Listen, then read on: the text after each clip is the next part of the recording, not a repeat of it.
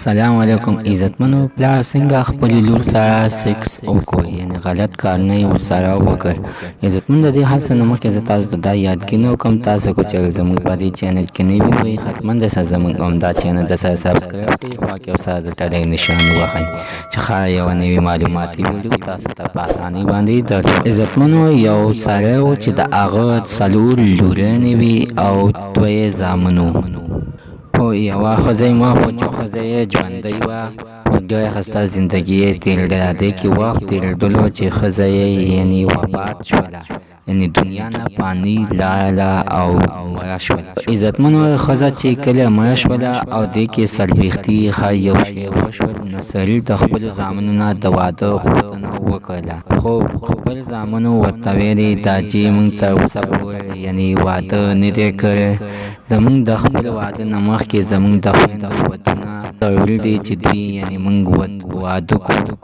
د هغې نه بعد به بیا موږ ځان ته یعنې واده کوو. ته خو د سره د واده سوچ هم مه کوه. عزتمنو سړی ډېر د سخت فکر کې پاتې شولو چې یعنې زه خو د ټولو وروسته یم یعنې زامنو سره زما د واده کولو څه غم خو چې زموږ پلار به یعنې واده کوي یا به نه کوي. عزتمنو په دې کې وخت تېرېدلو چې یو د ښځې د مرګې څلورمه میاشت پوره شوه نو دوباره یې بیا خپلو بچو ته وویل ما ته د واده غم وکړئ ځکه چې بغیر د ښځې نه زه ژوندی نشم پاتې کېدلی. ټول بچي یې راجمع شول او په جمع یې ورته وویلې دا جي صبر وکړه زموږ چې مور مړه شوې ده تر اوسه پورې یو کال یې لا نه دی شوی چې ته واده غواړې او دا ته څه کې ستا په کور کې خو پېغلې لورانې دي او ته یعنې واده غواړې. خو سړي د هېچا خبرې ته غوږ نه کېښودلو بس بار به یې ویلې چې یعنې زه واده کول غواړم.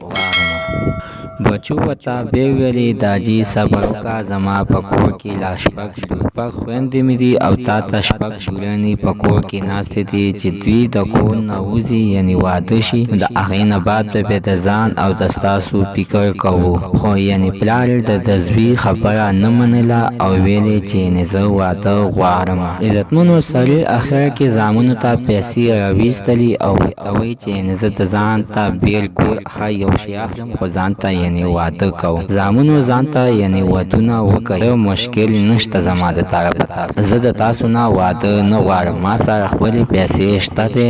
عزتمنو د واده په سر باندې پلار د خپلو بچو نه جدا شولو او جدا زندګي یې کوله. عزتمنو الله تعالی دې داسې پلاران هېچا نه ورکوي ځکه چې د بچو فکر ورسره نه او بس د ځان فکر کولو. نو زموږ نننۍ معلومات د دې پورې د نوي معلومات دپاره همدا چینل ته سبسکرایب کړئ خو ورسره د ډالۍ نشان ووهئ. ښه یوه نوي معلوماتي ویډیو تاسو ته په اسانۍ باندې در